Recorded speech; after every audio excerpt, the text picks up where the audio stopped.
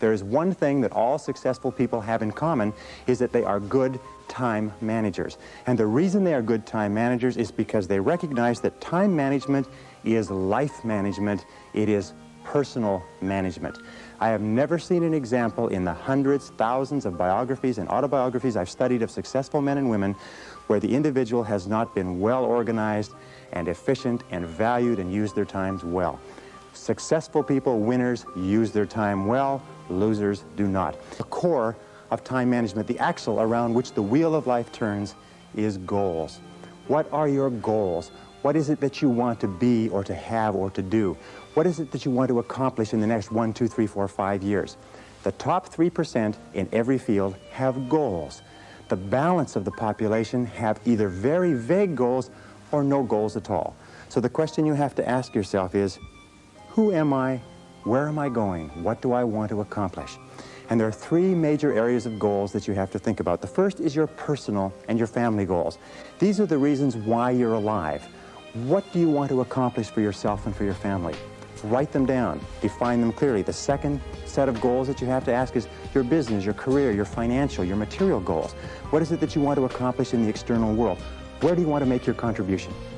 The third type of goals you have to ask about are your self-development goals. And in my estimation, your ability and your willingness and your tenaciousness in developing yourself is the key to accomplishing everything else. So here's three questions that you can ask. The first question is, what would you do? What would you set as a goal for yourself? What would you want to be or have if you just won $1 million in the lottery? What would you do if you just won $1 million? If you had all the time and money, you're completely free to decide to do anything you wanted. If you won $1 million, what would you do differently? Think about that. Hold that in your mind. The second question is, what would you do if you just learned today that you only had 6 months to live? What if you only had 6 months to live? What would you stop doing? What would you do more of? Who would you spend time with? Now, the answer to that question is very interesting because what it tells you is what you really value. What is really important to you? And what we have found is that self-esteem, satisfaction, happiness in life comes from getting your goals and your activities congruent with your values, with your priorities, with what you consider to be really important. Now, here's the third question. The third question is, what one great thing would you dare to dream if you knew you could not fail? If you knew beyond a shadow of a doubt that you could not fail, what one thing would you set as a goal for yourself? Because sometimes answering that question will tell you the one thing that you've been put on this earth to accomplish. One final point with regard to goals is that goals must be in writing. You must write them down, you must rewrite them, you must define them, you must redefine them. The top 1% of successful people in every area have very clear, specific, written goals. And most of them carry their goals around with them. Plans of action. In an interesting study, or a variety of studies that have been done, they've come to the conclusion that organized plans of action are the key to all success. In fact, action without planning is the cause of every failure. Action without planning is the cause of underachievement. Action without planning is the cause of frustration, time wastage, anxiety, stress, and lack of success in life. So organized plans of action are critical. Now, what is an organized plan of action? An organized plan of action is where you take your goal, you take your objective, and you write out every single step that you're going to have to follow in order to accomplish that objective. You write it out and you list all those plans of action, all of those different activities, and you organize them together into a plan that you can then implement on a day-to-day basis. You decide which has to be done first and which has to be done last, which is more important, which is less important. In fact, the ability to set goals and to create plans for their accomplishment is the master skill of success. If all you learned in life, all you learned in school was the ability to be a continuous goal setter and a continuous planner, day and night, planning, organizing, planning, writing, thinking about what you're trying to accomplish, you'll accomplish more in a year or 2 years than most people accomplish in 10 years or an entire lifetime. It has nothing whatever to do, by the way, with your intelligence. It hasn't anything to do with your education. You know, half of the best educated people in the country are working for people who didn't finish high school or didn't finish college. I wrote an article for a major publication not long ago which said that if you do not have clear goals for your life, you are condemned forever to work for those who do. You see, in life it's very simple. Either you are working toward the accomplishment of your goals or you're working toward the accomplishment of other people's goals. is analysis. Make a list. In fact, it's been discovered that if you make a list before you begin any task or job, you will immediately improve your productivity by 25%. How do you make a list? Well, you make your list for the week, the Sunday or the Saturday before, and you make your list for each day the evening before, and you always work from a list. Now, why do you make it the evening before? The primary reason is if you make a list the evening before, the subconscious goes to work on your list while you're asleep. And during the night, the subconscious will solve problems and bring insights to you. You'll wake up in the morning with insights, ideas, intuitions, answers that will make your day more productive. Now, the second reason that you use a list is because if you don't have a list, it's like driving down the street in a car with no steering wheel. You just drift, and every bump, every interruption, everything that happens sets you off in a different direction. A list gives you a track to run on for the entire day. Another reason that you use a list is because with a list, you can analyze where you are. You can tell what is more important and what is less important. You can tell what is irrelevant, what can be delegated, what can be delayed, what can be put off. The most important reason for using a list, though, however, is this, is that when you use a list and you work down the list and you check things off, each time you check something off on a list, it gives you a feeling of accomplishment. It's been well said that happiness is the progressive realization of a worthy ideal. That happiness is the step-by-step accomplishment of the tasks necessary to accomplish a worthy ideal. And a successful life is based on a series of successful days, and a series of successful days is based on working on a list, one step at a time, is to set priorities. It's interesting, there are many people who have goals, vague or clear. There are many people who do make plans, but the biggest single problem in human life is setting priorities, determining what is relevant and what is irrelevant. And in setting priorities, an Italian economist named Vilfredo Pareto in 1895 came up with a principle which is called the Pareto principle. We call it the 80-20 rule. It says that 80% of the value of what you do will be contained in 20% of the things that you do. What does this mean? It means that if you make a list of 10 things that you have to do today, you will find that 2 of those things are worth all of the others put together. Now, the difference between highly effective people, as Vilfredo Pareto said, was that highly effective people work on the vital few versus the trivial many. The difference between the two is that ineffective people work on the trivial many. They work on things that are fun. They work on things that are easy. They work on little tasks, fun tasks, irrelevant tasks, but they keep putting off and delaying working on their major tasks. So the key to success is always be asking this question: what is the most valuable use of my time right now? What is the most valuable use of your time right now? I'm convinced that if all you did was organize your life and only work on the most valuable use of your time, that alone would be enough to make you an effective, efficient person. That alone would be enough to increase your productivity, your performance, your profitability, your rewards by 10, 20, 30, 40, even 50%. So always before you begin, ask yourself, is this the most important thing I could be doing? Is this my top priority task? Does this give me the highest payoff? Is this the most valuable use of my time? Now, here is one simple test with regard to value. Ask yourself, in approaching any task, is what impact will the accomplishment of this task have on my future? The futurity of decisions is the key to measuring the value. Most people spend as much as 80% of their time dealing with the problems and difficulties of the past, and only 20% dealing with the opportunities of the future. But successful people are always saying, what impact will this have on the future? Important tasks will always have an impact on the future. Unimportant tasks will only have an impact on the present and maybe even the past.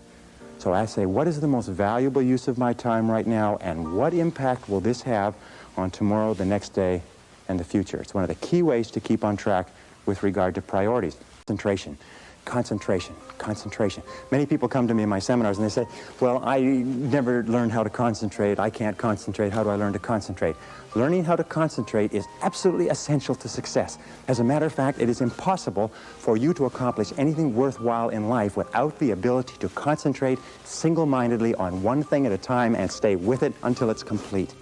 In fact, time and motion studies have shown that if you start a task and you put it down and you come back to it and pick it up and start it and put it down and come back to it and pick it up, that it will take you as much as 500% of the necessary time to do a task than if you picked it up and carried it through.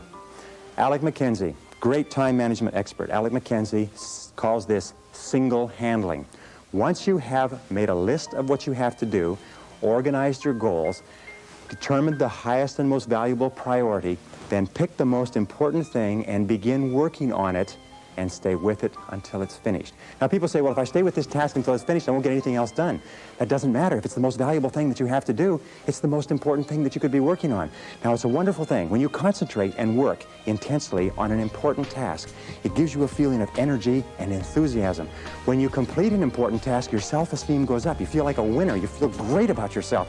But if you work away on low priority tasks, even if you complete them and do them well, you don't get any bang for the buck. You don't get any excitement or thrill from doing something that's not important. As a matter of fact, most stress, anxiety, frustration in the world of work today comes from working very hard on irrelevant tasks. Benjamin Trigo said, if it's not worth doing, it's not worth doing right. And I think it was Drucker who said, the very worst thing in the world is to do very well what need not be done at all. So concentrate single-mindedly on one task at a time. Do first things first and do things one at a time. Deadlines and rewards. Now, psychologists have discovered that 85% of the reason that you or I do anything is because of what we expect to happen as a result. We call this consequences or logical consequences. 15% is because of what we've been told, but 85% is the consequences that we expect. So therefore, what you do is when you have an important task, the way that you motivate yourself to do the task is you structure a specific reward that you're going to get when it's finished. Let me give you an example. Sometimes people are very uneasy about making telephone calls, especially salespeople, so they put it off and they procrastinate. What we encourage them to do is give themselves a reward every time they make a phone call. Put a cup of coffee next to the phone. Every time you make a phone call, give yourself a sip of coffee. Take a cookie and break it up. Give yourself a piece of cookie. In other words, train yourself the way you train a dog to have a positive consequence for everything that you do. So set deadlines. How do you set deadlines? First of all, when you set the goal, when you specify the task, set the deadline when it's going to be accomplished. Always set the deadline with lots of room to spare and always try to finish before the deadline. Tell other people that you're going to finish by this deadline. Promise others that you'll have your work done. It's a powerful way to act as what is called a forcing system. A forcing system is something that motivates you to stay at it. Because if you don't set a deadline and give yourself a forcing system, you fall into the trap of what is called Parkinson's law. Now, Parkinson's law says that work expands to fill the time allotted for it.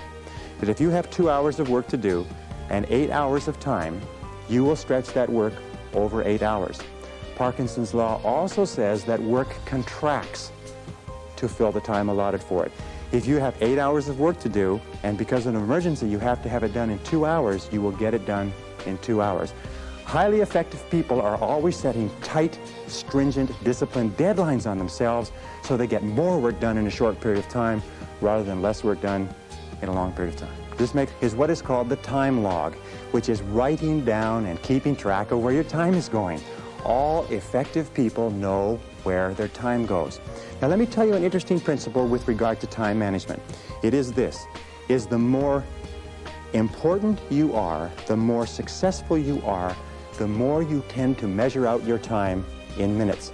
The less successful you are, the more you tend to measure out your time in hours, days, and weeks. The average person thinks of terms of morning or afternoon. The above average person thinks of hours. The successful person thinks of half hours. The very successful person thinks in terms of minutes. They allocate their time carefully. But the only way that you can do that is what? Is you've got to keep track of what you're spending your time on. 60, 70, 80% of people are not aware of how they spend their time. They think they spend a lot of time in meetings. It turns out they spend a lot of time socializing. They think they spend a lot of time working on reports. It turns out they spend a lot of time on the telephone. They think they spend a lot of time doing important jobs. It turns out they spend a lot of time wasting time. So keep a time log, or just keep a sheet, and whenever you have a chance to look at your watch, write down what you're doing at the time. Or have somebody else watch what you're doing and feed back to you how you're spending your time. And then you have to ask, is how I'm spending my time consistent with my major goals, my top priorities, my high payoff tasks? And you'll find that it's not. And you'll also find that you feel frustrated and you feel stressed if you are not working your time on the things that you're supposed to do. So keep measuring your time, logging your time, analyzing your time. How am I spending my time? Am I spending my time on the things that are important to me? Am I spending my time on the things that give me a big payoff? And if you're not, keep adjusting and modifying your schedule. A very interesting point with regard to the time log is that self-discipline is critical. You've got to discipline yourself, and you've got to measure and analyze your time every single day, or you slip off it again. Procrastination. Overcoming procrastination is absolutely critical, but there's two kinds of procrastination. There's positive procrastination and negative procrastination. Positive procrastination is when you procrastinate on doing low priority tasks. It is when you procrastinate on doing things that do not contribute very much to your major goals. Negative procrastination is when you procrastinate on what is called your most important tasks. Now, there's an interesting point, is that their tasks are either urgent, which means they have to be done now, or they are important, which means they don't have to be done now, but they have very high impact on your future. We have a natural tendency to always do what is urgent rather than what is important. Important tasks are seldom urgent, and urgent tasks are seldom important. So you overcome procrastination with a very, very simple method. It was developed by W. Clement Stone when he was a young man. He built a fortune of $500 million, and this is one of the central principles of his life. It's simply this. Every morning when you get up, say over and over to yourself, do it now, do it now, do it now, I do it now, do it now. Whenever you have this tendency to procrastinate, program your subconscious mind with this automatic conditioned command, do it now, do it now, do it now. The key to overcoming procrastination is to develop a sense of urgency. Be the kind of person who gets things done quickly. Be the kind of person who launches fast on a task. One of the ways to launch fast on a task is to take the task and break it up, what is called salami slicing it. Slice a piece of salami. Don't try to eat a whole loaf of salami, just eat it one slice at a time. Take your task and break it up into small pieces and do one piece at a time. Say over and over to yourself, do it now, do it now, do it now. Do you know that less than 2% of the population have a sense of urgency? And that there's not an example of a successful person anywhere who does not have a sense of urgency? That if you just develop a sense of urgency, when somebody gives you a task, that you get on it and do it fast, that alone will move you into the top ranks in a very short period of time. In a study done amongst 104 chief executive officers 2 years ago, they asked what would be the qualities that would put a person on the fast track in their career. You know the conclusion they came back to with? 2 qualities. Number 1, the ability to set priorities, to choose what was relevant over what was irrelevant. And number 2 was the ability to get the job done fast. If all you did was this, set priorities and get the job done fast, that alone would cause you to stand out from 80 to 90% of the people that you work with. Nothing works the first time. Okay? Please understand that. Nothing works the first time. What is the average number of times that a person tries with a new goal before they give up? Can you guess? Well, the average is less than 1. Because most people give up before they try even once. They say, that's a great goal. I'd love to be financially independent. And then they give up. They don't even try. They say, but I couldn't because of this and because of that and so on.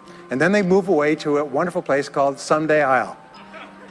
You ever heard of Someday I'll? Someday I'll start saving money. Someday I'll get out of debt. Someday I'll lose weight. Someday I'll start a business. Someday I'll get serious about my finances. And most people live on Someday I'll. Your job and my job is to vote yourself off the island, right? And we start taking control of our lives. Well, about some years ago, I was called by a major businessman, and he asked me if I would do a talk for his 800 entrepreneurs that own separate franchises within his organization on how to become a self-made millionaire. And I said, sure. When you're a young speaker, you agree to speak on any subject. Sure, I'll speak on that subject. Now, I was just like most people. When I was young, I wanted to be a millionaire by the time I was 30. And when I hit 30, I put it off to 35. And as I got to 35, you put it off to 40, and then you kind of just don't look at it anymore. You forget about it and feel the deck is stacked against you. Well, I was about 38, 39 when he called me up and asked me. I said, sure, no problem. And I said, now, what do I know about self-made millionaires? And this is a shocker. I didn't know anything.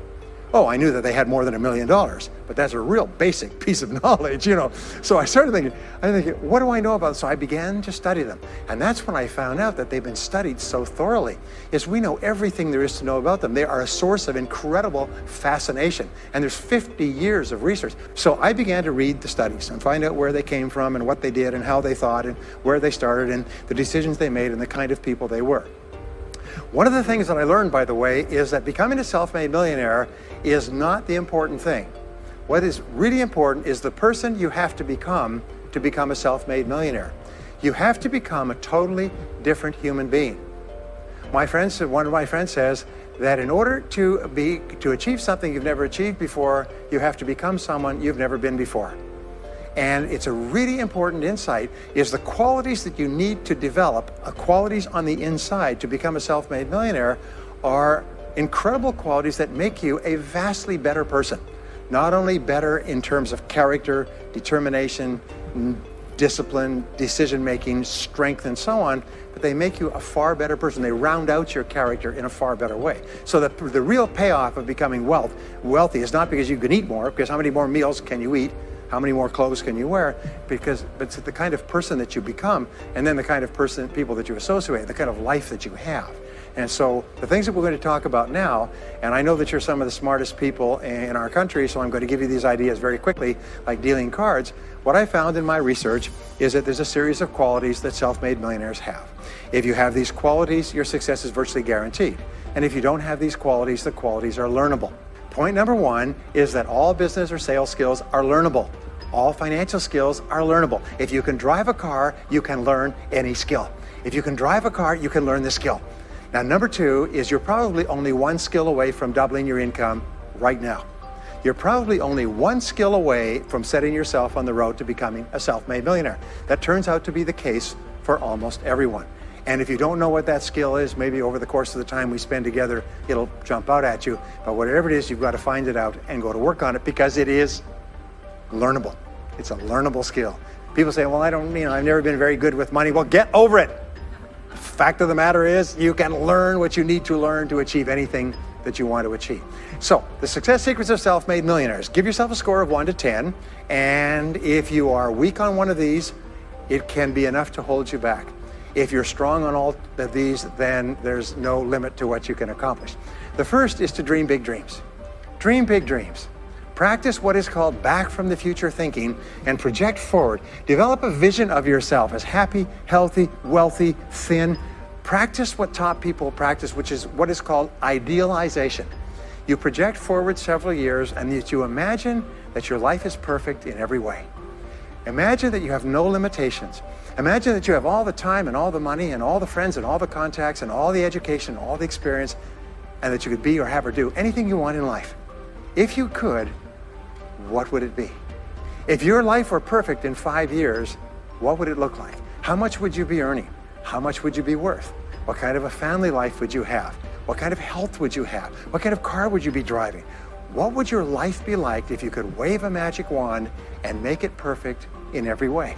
Now, what we have found is this is the starting point of great riches, and it's the starting point of great success in life, is for you to have a dream or a vision of a wonderful future. Here's an exercise that we give people in our audiences, is take a sheet of paper and make up what is called a dream list. Now imagine this is kind of like a kid's Christmas list, and that it just allows you to just run wild and just write down everything that you could think of that you could possibly want.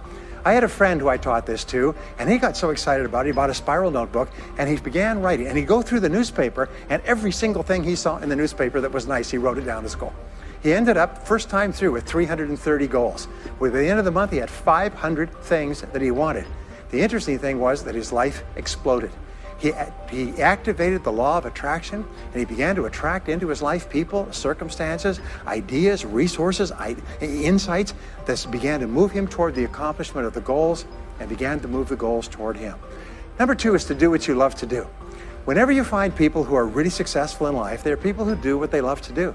They love their work. The great rule for success in life is to find something that you love to do and then find a way to make a living doing it. Now, when you find what you love to do, it'll be something that gives you energy, it motivates you, it enthuses you. It's probably something that you were meant to do from the time you were born. And when you ask self-made millionaires, what sort of work do you do? They'll often say, I've never worked a day in my life. I just do what I like to do. I had a graduate in my course once who came up to me and said, you know, that's interesting. He said, when I was a little boy, I loved to study airplanes. He said, I got airplane books and I had airplane models and I had toy planes and then I got into competitions with remote controlled planes. He said, when I grew up and went to school, I studied aeronautical engineering.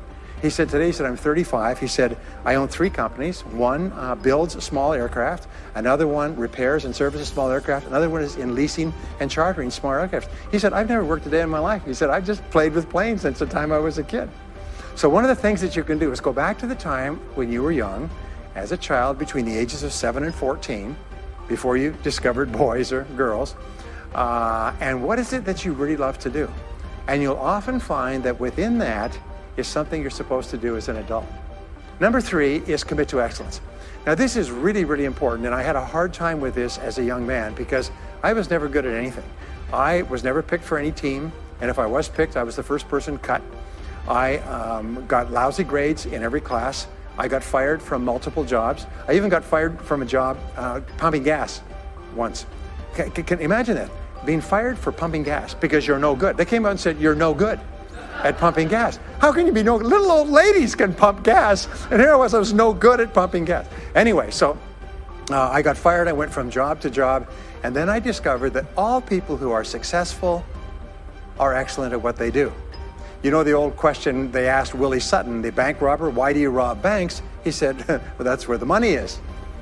Well, being in the top 10% is where the money is. So what you have to do is you have to pay any price and make any sacrifice to get into the top 10% in your field. Now here's the good news. If you're doing what you love to do, you will want to be in the top 10% in your field. If you don't want to be excellent at what you're doing, it means you're in the wrong field. It just means that you're marking time, you're treading water. And there's a lot of people who are in their field and they do their job and they go home at night, they don't think about their work and so on.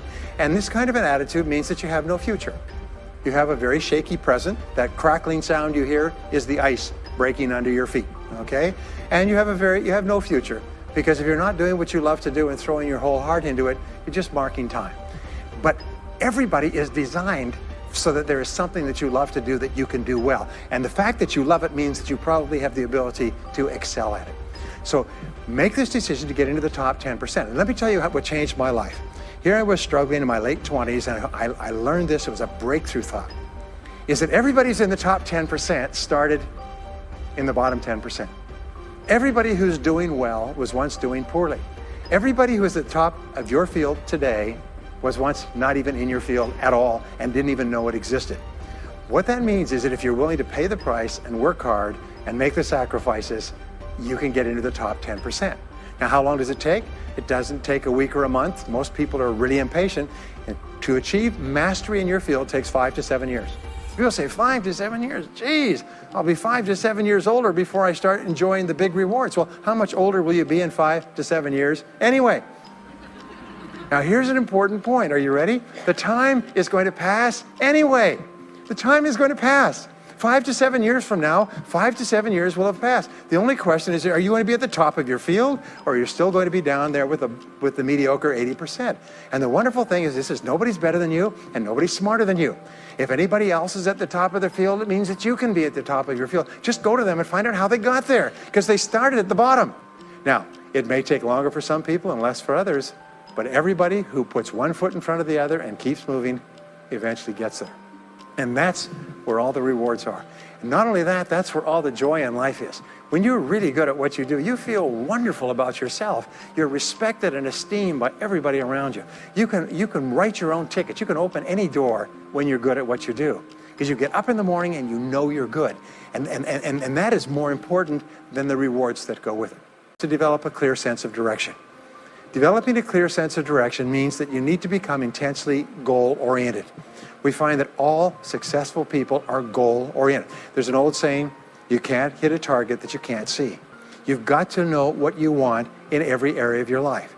Some years ago, I worked with the Hunt Oil Company in Texas. The Hunt Oil Company was founded by H.L. Hunt, who became the wealthiest, self-made, multi-billionaire in the world. At his peak, he owned 200 companies and had a royalty income of $3 million a day. Most phenomenal man, by the way. And he was interviewed by a friend of mine on television before he died in the early 70s. And he was asked, what are the secrets to success? He said, the keys to success have only been 2 through all my life, and I will tell you what they are. He said, number 1, he said, decide exactly what it is you want and write it down and make a plan to achieve it. And number two is determine the price you're going to have to pay to get it, and then resolve to pay that price. Now, where the law of sowing and reaping cause and effect, I learned an additional point to that. I learned that your current life today is the result of the price you've sown up to now. Is whatever you've put in, you get out. So whatever you're getting out today is a result of what you've put in. If you don't like what you're getting out, what you have to do is you have to put in something different. What I found is this, is that life is always just in the long run. So therefore, life says this, is there's a price you have to pay, and there's two qualities. First of all, you have to pay the price in full for your success of study, preparation, hard work, and so on. And second of all, you have to pay the price in advance. You don't get it afterwards. The way the world works is first you put in what you need to put in, and then you get out the rewards. So you have to ask yourself, what is the price that you have to pay to achieve the success that you desire? And you have to write it down and make a plan and work on it every day. Now let me give you a quick exercise, which is my only take-home or homework exercise for our time together. I want you to take a piece of paper like this and write down 10 goals that you'd like to accomplish in the next 12 months. Write the word goals and today's date at the top of the page. Write down 10 goals you'd like to accomplish, and then ask yourself this great question. If you could only accomplish one goal on this list, but you could accomplish it within 24 hours, which one goal would have the greatest positive impact on your life? Now this is a great question because it'll usually jump out at you. You say, that's the one. If I had this, that would have more of an impact on my life than anything else. Sometimes it's a financial goal, sometimes it's a health goal, sometimes it's a relationship goal. But whatever it is, put a circle around that goal and then turn the page over and write it at the top of the page, set a deadline on the goal, make a list of everything that you could think of to do to achieve the goal, and then begin working on your list. And here's the kicker, do something every day. Do something every day that moves you one step forward towards your major goal. My promise to you that this exercise, selecting your most important goal, making a plan, and working on it every day, will change your life in ways that you cannot imagine. They say that people begin to become great when they determine their major definite purpose, their number one goal, and work on it every day. It is the secret to becoming a self-made millionaire. It's the secret to great success in life. My promise to you is a week, a month, a year from now, you'll look back and you'll be absolutely staggered at the difference it makes. I was giving a seminar not long ago, and a gentleman came up to me. He said, you know that goal-setting exercise? It changed my life 10 years ago. He said, I was broke, I was divorced. He says, I was an alcoholic, and somebody dragged me to one of your seminars. He said, and I did that exercise, and I picked my major goal. He said, it changed my life. I said, in what way? He said, today, he said, I'm worth $40 million. I said, wow. He said, yes, and I owe it to that lesson. Next is refuse to consider the possibility of failure. It's the most amazing darn thing is that the fear of failure is the greatest single obstacle to success in adult life. And it's not failure itself, because each one of you is a professional failure. Each one of you has failed over and over and over again. Isn't that true? All of us fail. All human beings fail over and over. 9 out of 10 things that we try don't work out the way we expect it. We have failures in relationships and in jobs and in careers and investments and everything. It's not the failure that holds you back. The failure makes you smarter. We say that it is the fear of failure, not failure, that holds you back. And the way that you overcome failure is you never consider the possibility of failure. The rule is this, is there's no such thing as failure, there's only feedback. Is when you try something that doesn't work, you get feedback, not failure. And recognize that most things you try aren't going to work the first few times. So what you do is you say, oh, that's an interesting bit of feedback. And you pick yourself up and you move forward and you have more feedback and you move forward. To become a self-made millionaire, you're going to fail over and over again, year after year after year. But your brain has a cybernetic mechanism, which means that every time you try something, you get feedback, which makes you smarter. And when you try something else, you get feedback, which makes you smarter. And eventually you reach the point where you're too smart and you stop making mistakes.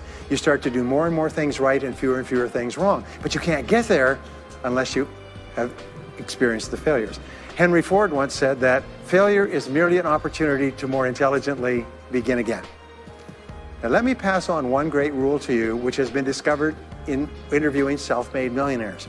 Self-made millionaires look into every failure for something good. They say there's got to be something good in this that I can benefit from, and surprise, surprise, they always find it.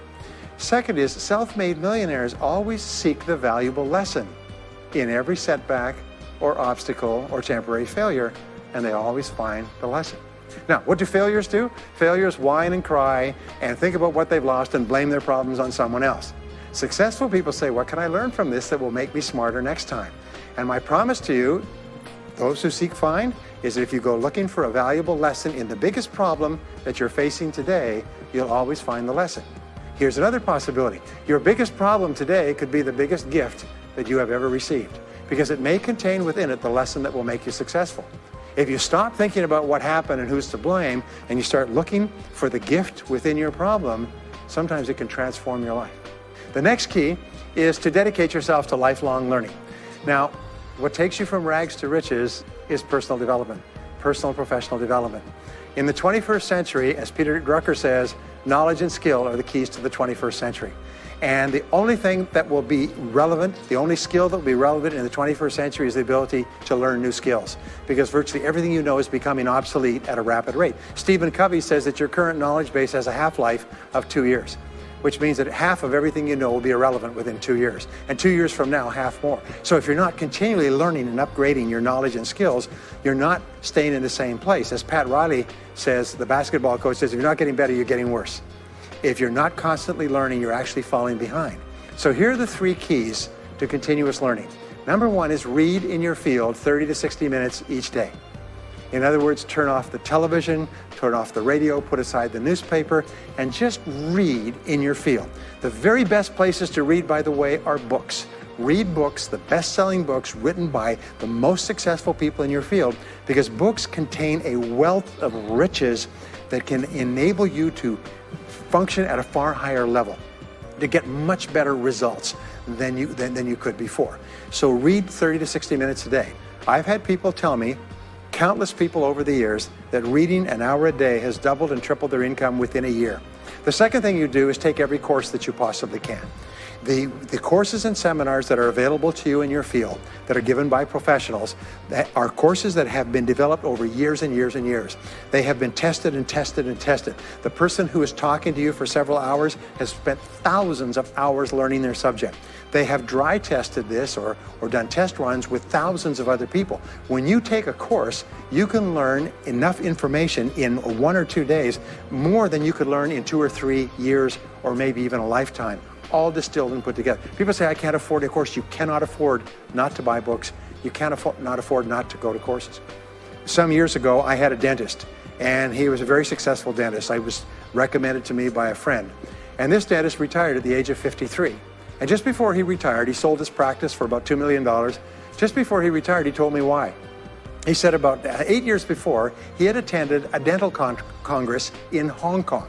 This is from California. He'd flown all the way to Hong Kong to attend this international dental congress because there were specialists giving private lectures, sort of plenary sessions on the side. And he attended this session, and it was on a particular technique of cosmetic surgery that this dentist had developed that no one else knew, where you could basically straighten out a person's entire front jaw so they look beautiful at a very low cost, at a very high level of effectiveness. He came back and he began implementing this in his practice. People began flying from 500 to 1,000 miles away. Every dentist sent their families, members, and themselves to this dentist. He was able to charge whatever he wanted to charge. He said 8 years later, he retired as a self-made millionaire at the age of 53 to enjoy his money for the rest of his life from what he learned from one session at one convention at one course. Now, that is a true story, and maybe it's an exception, but you can never tell where the information is going to come from. The third way that you can upgrade your skills is listen to audio programs in your car. The average driver drives 500 to 1,000 hours a year, 25 to 50,000 miles. If you listen to audio programs in your car, according to the University of Southern California, you will get the equivalent of almost full-time university attendance just listening to learning material as you drive around. It can totally and profoundly change your life. Very, very important. Here's an interesting point. The more you commit yourself to becoming the best person you can be, the more you like yourself and respect yourself, the more energy you have, the bigger goals you set for yourself, the more you persist. When you invest in yourself and you read and learn and upgrade your skills, you're telling yourself, wow, I am a person with a great future, and it's up to me to maximize my potential. And your self-esteem goes up, your self-respect goes up, your sense of personal pride goes up, and you started to get promoted more and paid more in every part of your life. Well, the next is to develop a workaholic mentality. In our society today, you hear all these people talking about take it easy, have balance in your life, relax, lean back, have fun at work, happy, get along with your coworkers. This is loser talk. Loser, loser, loser. Now, there's a time in your life when you can back off, all right? You can take it easy. But that's when you've made it, not before you've made it. Because before you've made it, you're in a competition with hundreds of thousands of millions of other people, like at the Olympics, who also want to make it. And in order for you to win, you are going to have to work harder and work better and work smarter than they do. So the rule is to develop a workaholic mentality. What does this mean? It means that you start a little earlier, you work a little harder, and you stay a little later. Use what I call the 40-plus formula. The 40-plus formula says that working 40 hours a week gets you survival, and that's all. You work 40 hours a week, you survive. You make no progress. You don't go ahead. You just barely hang on. Every hour that you invest in your work or yourself over 40 is an investment in your future. So you can tell what your future is going to be with unerring accuracy by looking at how many hours over 40 you put in. Now, how many hours does the average self-made millionaire in America work until he passes the $1 million mark? 59. Some of them work 70, 80, 90. The average is 59 hours. How much does the average top executive work? 59 hours. So that's rule number one, is the hours you put in over 40. If people say, well, my office is locked and I can't get in more than 40 hours a week, then good. Then spend the rest of the time investing in yourself, getting better at your work when you do it. Now, here's my second principle, and this principle changes your life. It is this, is work all the time you work. When you work, work, don't play.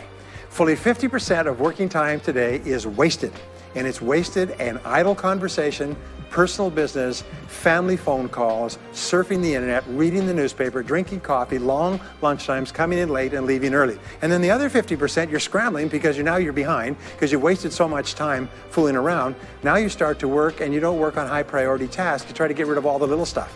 So what happens is the big tasks begin to build up like an avalanche overhang, and they cause enormous stress. And you go home at night and you're thinking about this job, I've got to get this project finished, but I can't discipline myself to stop talking to my coworkers. Every time one of them comes in, like automatic, like a conditioned response, it's blah, blah time. Chatter, chatter, chatter, chatter, chatter, chatter, chatter, chatter. No, what you have to do is work all the time you work. If someone comes in and says, hey, you've got a minute to talk, you say, yes, but not now. Why don't we talk after work? Meanwhile, I've got to get back to work.